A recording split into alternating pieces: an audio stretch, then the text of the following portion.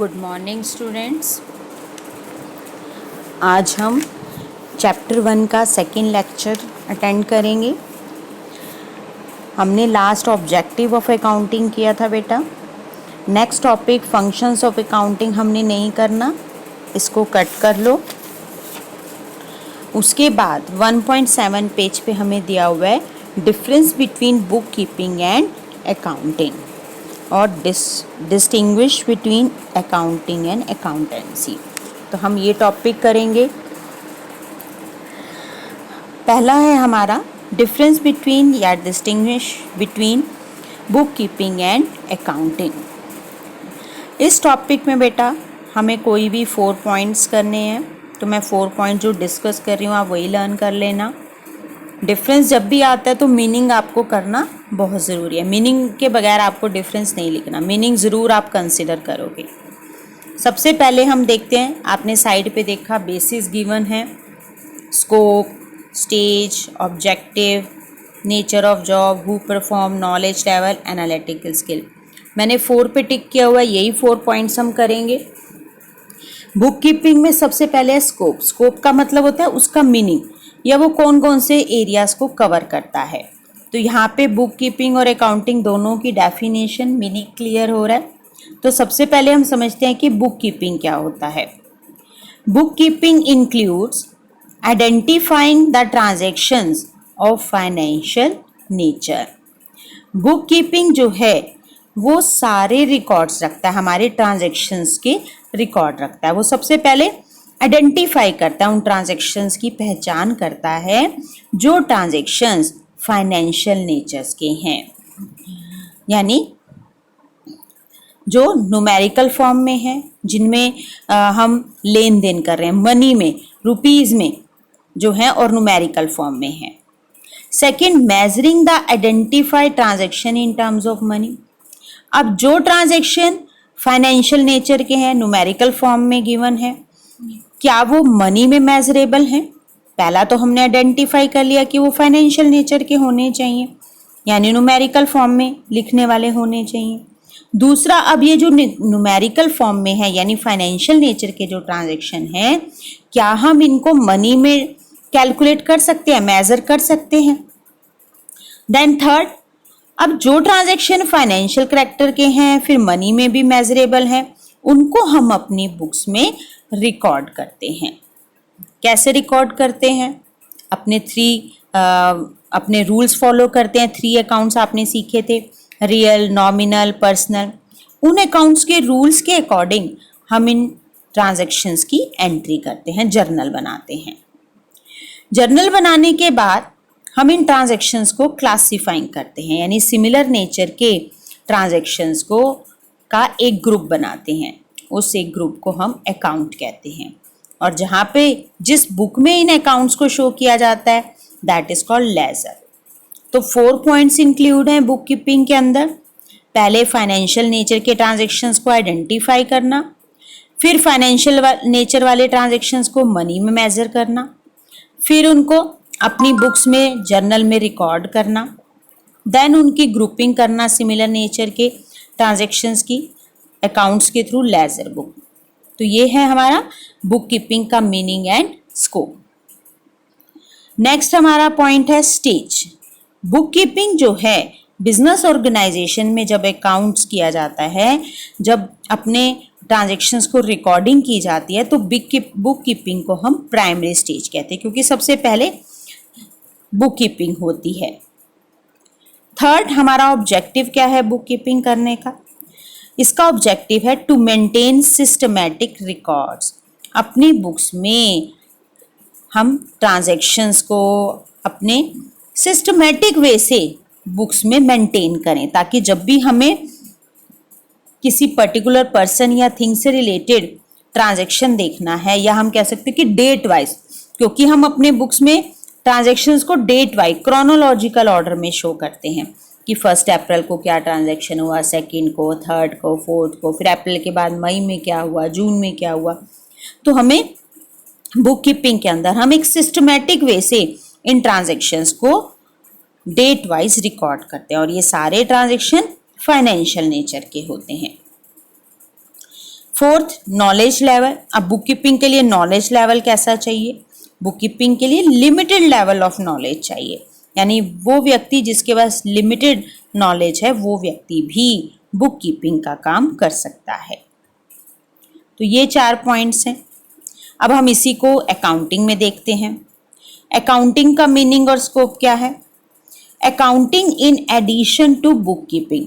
Accounting जो है वो बुक कीपिंग के अलावा भी कुछ चीज़ों को इंक्लूड करती है, यानी अकाउंटिंग के अंदर बुक कीपिंग के ये चारों पॉइंट्स तो आते ही आते हैं जो बुक कीपिंग के अंदर हैं, जो उसके मीनिंग में। वो चारों पॉइंट्स के अलावा अकाउंटिंग के अंदर आता है समराइजिंग द क्लासिफाइड ट्रांजैक्शंस, यानी एंड ऑफ द ईयर जो हमने पूरा साल जर्नल बनाई है, लेजर बनाई है, अब उससे हमें इंफॉर्मेशन निकालनी है। ऑनर क्या जानना चाहता है कि उसमें कितने प्रॉफिट हुए हैं, कितने लॉस हैं, फाइनेंशियल पोजीशन क्या है। तो इन डाटास को, इन ट्रांजैक्शंस को हम समराइज करते हैं।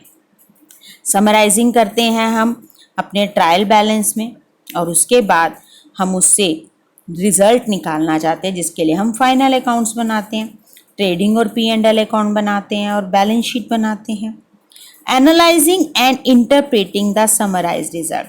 अब इस रिजल्ट को हम एनालिसिस करते हैं through the profit and loss account, और फाइनेंशियल पोजीशन जानना चाहते हैं थ्रू द बैलेंस शीट। तो हम समराइज करके उसके बाद उसका एनालिसिस करते हैं, उससे इंफॉर्मेशन और रिजल्ट निकालते हैं, और उस इंफॉर्मेशन और रिजल्ट को हम इंटरेस्टेड, जो हमारे बिजनेस से रिलेटेड पार्टीज़ हैं, इंटरेस्टेड पार्टीज़ हैं, उनको वो रिजल्ट हम कम्युनिकेट करते हैं। तो ये हमारा अकाउंटिंग हो गया। अकाउंटिंग के अंदर बुक कीपिंग के चारों काम भी किए जाते हैं, उसके अलावा ये 3 चीज़ें होती हैं, समराइजिंग द क्लासिफाइड ट्रांजैक्शन, फिर उसका एनालिसिस करना, उसके रिजल्ट से इंटरप्रेशन करना, उसके बाद इंटरेस्टेड पार्टीज़ को रिजल्ट कम्युनिकेट करना।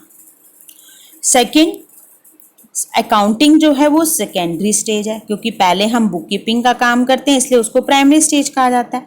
बुक कीपिंग खत्म होते ही हम अकाउंटिंग का काम शुरू कर देते हैं। बुक कीपिंग खत्म होते ही अकाउंटिंग शुरू हो जाती है, इसलिए अकाउंटिंग को सेकेंडरी स्टेज कहते हैं। थर्ड है ऑब्जेक्टिव। अकाउंटिंग का ऑब्जेक्टिव क्या है? To ascertain the net result and financial position. Accounting का ऑब्जेक्टिव है नेट रिजल्ट और प्रॉफिट्स को कैलकुलेट करना, पता लगाना कि फर्म के अंदर कितने प्रॉफिट्स या लॉसेस हो रहे हैं और फर्म की फाइनेंशियल पोजीशन कैसी है, ताकि हम इंटरेस्टेड पार्टीज को बता सके।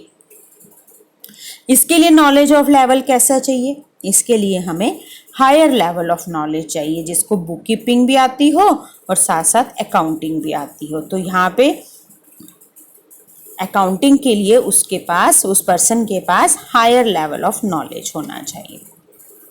तो ये 4 डिफरेंस हैं जो आपको लर्न करने हैं विद मीनिंग। जब भी क्वेश्चन में आपको मीनिंग आएगा तो आप मीनिंग फर्स्ट पॉइंट लिख सकते हो, स्कोप वाला, और अगर डिफरेंस आते हैं तो आपको ये चारों जो बेसिस हैं वो लिखने पड़ेंगे। Basis of distinguish, book keeping and accounting, 4 points आप लिखोगे। और अगर क्वेश्चन में कोई भी 2 या 3 पॉइंट्स पूछे गए हैं तो आप वो बता दोगे। नेक्स्ट है हमारा distinguish between accounting and accountancy, यानी डिफरेंस दोनों के अंदर। अकाउंटिंग हमने अभी किया ऊपर। It is concern with the recording, classifying and summarising of transaction. Accounting के अंदर हम अपने ट्रांजैक्शंस को रिकॉर्ड करते हैं जर्नल में, क्लासिफाइंग यानी उसको लेजर में, सिमिलर नेचर के ट्रांजैक्शन को अकाउंट्स में बनाते हैं, फिर ट्रायल बैलेंस बना के हम उसको फाइनल अकाउंट्स में ट्रांसफ़र करते हैं, फाइनल अकाउंट्स बनाते हैं, जिससे हमें नेट रिजल्ट पता चलते हैं। तो अकाउंटिंग के अंदर आपका रिकॉर्डिंग, क्लासिफाइंग और समराइजिंग आ जाता है, जो हमने बिजनेस साइकिल में भी किया था फीचर्स के अंदर। अब है कि अकाउंटेंसी क्या है। अकाउंटेंसी आपकी बुक का नाम भी है अकाउंटेंसी। तो अकाउंटेंसी एक ऐसी बॉडी ऑफ नॉलेज है जो हमें इन डाटास को, जो अकाउंटिंग के अंदर हम काम करते हैं, रिकॉर्डिंग, क्लासिफाइंग और समराइजिंग, करने के लिए हमें किन रूल्स और प्रिंसिपल्स को फॉलो करना है, उन रूल्स और प्रिंसिपल्स के बारे में हमें अकाउंटेंसी बताती है कि हमें अकाउंटिंग के अंदर जो काम करना है उस काम को करते समय हमें किन रूल्स और प्रिंसिपल्स को फॉलो करना है, अकाउंटेंसी वो बताती है। अकाउंटिंग का स्कोप क्या है? अकाउंटिंग का स्कोप जो है वो नैरो है, संकुचित है। यहाँ पे अकाउंटिंग जो है बुक कीपिंग से यहाँ पे अकाउंटिंग के अंदर पहले हम बुक कीपिंग करते हैं, फिर अकाउंटिंग पे ख़त्म हो जाती है। लेकिन अकाउंटेंसी के अंदर जो स्कोप है वो ज़्यादा वाइडर है, क्योंकि अकाउंटेंसी में हम बुक कीपिंग और अकाउंटिंग दोनों को लेते हैं, जबकि अकाउंटिंग जो है जहाँ पे बुक कीपिंग ख़त्म होती है वहीं पे अकाउंटिंग स्टार्ट हो जाती है। तो दोनों में यही डिफरेंस है, अकाउंटिंग बुक कीपिंग के बाद शुरू होती है, जबकि अकाउंटेंसी के अंदर हम बुक कीपिंग और अकाउंटिंग दोनों को लेते हैं। अकाउंटिंग में क्या क्या फंक्शन किए जाते हैं? अकाउंटिंग के अंदर हम अपना नेट रिजल्ट जानने के लिए फाइनल अकाउंट्स बनाते हैं, ट्रेडिंग और P&L अकाउंट बनाते हैं, जिससे हमें अपने नेट प्रॉफिट या लॉसेस के बारे में पता चलता है। और फाइनेंशियल पोजीशन जानने के लिए हम बैलेंस शीट बनाते हैं, जिससे हमें पता चलता है हमारी करंट एसेट्स कितनी हैं, फिक्स्ड एसेट्स कितनी हैं, करंट लायबिलिटीज़ कितनी हैं, हमारी नॉन करंट लायबिलिटीज़ कितनी हैं। अकाउंटेंसी के अंदर हम डिसीज़न लेने होते हैं, हमें फ्यूचर से रिलेटेड कि हमें आने वाले टाइम के लिए क्या हमें डिसीज़न लेने हैं, उसके लिए क्या पॉलिसीज़ बनानी हैं, किन रूल्स और रेगुलेशंस को फॉलो किया जाएगा। तो डिसीज़न जो लिए जाएंगे वो किसके ऊपर बेस्ड होते हैं? वो अकाउंटिंग और बुक कीपिंग के ऊपर बेस्ड होते हैं। तो अकाउंटेंसी के अंदर हम बुक कीपिंग और अकाउंटिंग के आधार पर फर्म में डिसीज़न लेते हैं। तो ये हमारे 4 डिफरेंसेस थे अकाउंटिंग और अकाउंटेंसी में। आपने ये भी विद बेसिस लर्न करने हैं। जब भी डिफरेंस आएगा तो आपको मीनिंग ज़रूर लिखना है, और वो बेसिस के साथ ही। नेक्स्ट है हमारा topic types of sub field of accounting. हमें नहीं करना, वो कट कर लेना। Accounting as a source of information भी नहीं करना। नेक्स्ट टॉपिक हम करेंगे users of accounting information and their needs, यानी अकाउंटिंग की इंफॉर्मेशन किन किन लोगों, कौन कौन से लोग यूज़ करते हैं और उन्हें इसकी ज़रूरत क्यों है। अकाउंटिंग के जो यूज़र्स हैं उनको हम 2 पार्ट्स में डिवाइड करते हैं, internal users and external user. Internal users वो यूज़र्स हैं जो बिजनेस एंटरप्राइजेज यानी बिजनेस के अंदर आते हैं, जैसे ओनर्स और मैनेजमेंट, और इन दोनों का ही बिजनेस के साथ डायरेक्ट लिंक होता है और दोनों का ही डायरेक्ट इंटरेस्ट भी होता है। ओनर वो व्यक्ति है जिसने बिजनेस में मनी इन्वेस्ट कर रखी है, पैसे इन्वेस्ट कर रखे हैं, और वो चाहता है बिजनेस से प्रॉफिट अर्न करना। ओनर जो है वो फर्म की प्रॉफिटेबिलिटी और फाइनेंशियल पोजीशन जानना चाहता है ताकि वो फ्यूचर से रिलेटेड डिसीजन ले सके, यानी डिसीजन मेकिंग के लिए ओनर को अकाउंटिंग से इंफॉर्मेशन लेना ज़रूरी है। वो अकाउंटिंग से ये इंफॉर्मेशन चाहता है ताकि वो फर्दर डिसीजन ले पाए। दूसरा इंटरनल यूज़र है हमारा मैनेजमेंट। मैनेजमेंट को अकाउंटिंग इंफॉर्मेशन चाहिए ताकि वो अपना कार्य एफिशिएंसी के साथ कर सके और अपने बिजनेस को स्मूथली चला सके। तो इसके लिए वो अकाउंटिंग पे डिपेंड करती है। मैनेजमेंट जो है वो अपनी जानना चाहती है कॉस्ट ऑफ ए प्रोडक्ट क्या है, speed of increase in the cost of production क्या है, प्रॉफिटेबिलिटी क्या हो रही है, और सेल के इंक्रीज़ या डिक्रीज़ होने के क्या रीज़न्स हैं, प्रॉफिट की इंक्रीज़ या डिक्रीज़ होने के क्या रीज़न हैं। इन सब के बेसिस पे वो फर्दर पॉलिसीज़ बनाती है। तो मैनेजमेंट और ओनर दोनों ही बिजनेस एंटरप्राइजेज में इंटरनल यूज़र्स हैं। दूसरी तरह के यूज़र्स होते हैं एक्सटर्नल यूज़र्स। एक्सटर्नल यूज़र्स वो हैं जो इंटरनल यूज़र्स नहीं है, यानी जो बिजनेस की बाउंड्रीज के बाहर हैं, जो बिजनेस के बाहर से रह के बिजनेस में इंटरेस्ट शो करते हैं। इनमें आ जाते हैं आपके potential investors, creditors, landers, employees and government. अब नीचे टेबल बनी हुई है, इसी से हम करेंगे। सबसे पहला हमारा एक्सटर्नल यूजर है पोटेंशियल इन्वेस्टर। पोटेंशियल इन्वेस्टर वो व्यक्ति जो अभी तक बिजनेस में इन्वेस्ट नहीं किया, जिसने मनी, अब वो इन्वेस्ट करने में इंटरेस्टेड है। तो वो जानना चाहता है कि वो बिजनेस में अगर पैसे इन्वेस्ट करे तो क्या उसके फंड्स, क्या उसकी इन्वेस्टमेंट सेफ है, इन्वेस्टमेंट्स पे क्या उसको प्रॉपर इंटरेस्ट मिलेगा। तो इसके लिए उसे इस बिजनेस की इंफॉर्मेशन चाहिए। दूसरा है शॉर्ट टर्म क्रेडिटर्स, जिसमें हमारे सप्लायर्स भी आ जाते हैं। अब सप्लायर्स या क्रेडिटर्स जानना चाहते हैं बिजनेस की क्रेडिट वर्थीनेस, यानी उधार चुकाने की क्षमता। क्या बिजनेस इस सिचुएशन में है कि वो अपना उधार आसानी से चुका सके, और फ्यूचर के लिए क्रेडिटर्स भी देखते हैं कि अगर बिजनेस की क्रेडिट वर्थीनेस अच्छी है तो वो फर्दर उस बिजनेस को उधार माल देते हैं, और अगर क्रेडिट वर्थीनेस अच्छी नहीं है तो वो आगे के लिए बिजनेस को उधार नहीं देते। वो ये पता लगाना चाहते हैं कि बिजनेस के पास जो ड्यूज़ हैं, जो आउटस्टैंडिंग बिल्स हैं, क्या बिजनेस टाइमली उनको पे आउट कर पाएगा या नहीं। नेक्स्ट है हमारे long term creditors. Long term creditors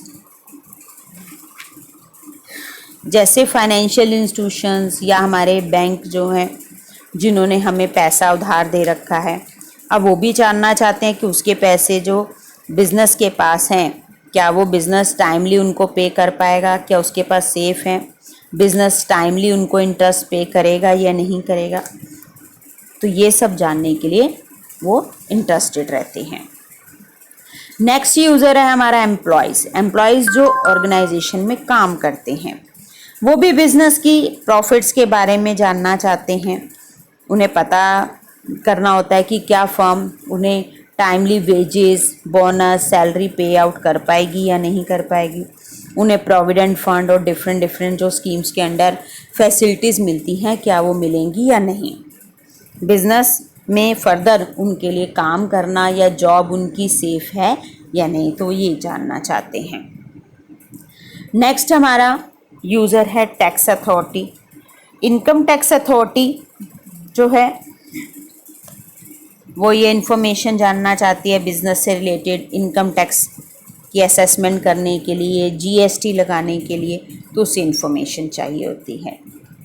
next है गवर्नमेंट और उसकी एजेंसीज़। गवर्नमेंट और उसकी एजेंसीज़ को भी पॉलिसीज़ बनाने के लिए, policies relating to taxation, allocation of resources और सब्सिडीज़ के लिए गवर्नमेंट को भी जब पॉलिसी बनानी होती है तो वो भी उस बिज़नेस से रिलेटेड प्रॉफिटेबिलिटी को जानना चाहती है, उसकी फाइनेंशियल पोजीशन के बारे में। नेक्स्ट है हमारा सोशल रिस्पॉन्सिबिलिटी। अब बिज़नेस जो है वो समाज में रह के काम कर रहा है, तो उसकी रिस्पॉन्सिबिलिटी बनती है समाज के प्रति। तो लोग भी जानना चाहते हैं, पब्लिक भी जानना चाहते हैं कि क्या बिज़नेस जो है वो एनवायरनमेंट को सेव कर रहा है या नहीं, एनवायरनमेंट में जो अपॉर्चुनिटीज़ जो हैं बिज़नेस प्रोवाइड कर रहा है या नहीं। तो वो ये भी इंफॉर्मेशन जानना चाहते हैं ताकि बिज़नेस जो है वो समाज को प्रोटेक्ट कर सके, आने वाले चेंजेस में समाज के लिए कोई नुकसानदेह कार्य ना हो। तो इस तरह हमें बस 6 ही करने हैं, बाकी 2 और भी हैं, करना चाहते हो तो कर सकते हो। पब्लिक है, इसमें कॉम्पिटिटर्स जानना चाहते हैं फर्म की स्ट्रेंथ और वीकनेस को, ताकि वो उनके साथ कंपेयर कर सकें और अपने आप को उसके लेवल पे ला पाएँ। तो ये तो थे हमारे यूज़र्स। आज का टॉपिक हम इतना ही करेंगे, बाकी इससे रिलेटेड आप नोट्स बना लेना, बाकी हम नेक्स्ट लेक्चर में करेंगे। Thank you and have a nice day.